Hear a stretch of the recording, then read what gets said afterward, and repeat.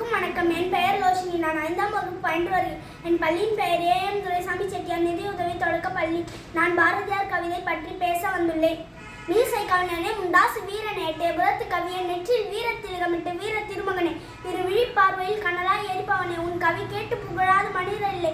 அகண்ட அகிலமும் உன் புகழ் பாடும் தமிழும் உன் கவிக்கு தலைவணங்கும். பெண் விடுதலைக்கு உன் எழுத்துக்களால் உண்மையை உலகறியச் செய்த மகா கவியே, சுதந்திர வேட்கையை நாடெங்கிலும் பரப்பிய கவிமகனே, வசன கவிதைக்கு அடித்தளமிட்டவரே, தமிழை வளர்த்து தமிழால் உயர்ந்தவரே, அச்சம் தவிர்த்து எழுத்துக்களால் வீரத்தை விதைத்த அஞ்சா நெஞ்சம் கொண்டவரே, வாழ்வை துறந்து வானுலகில் கவி படைக்க சென்று விட்டாயோ, மீண்டும் பிறந்து வா.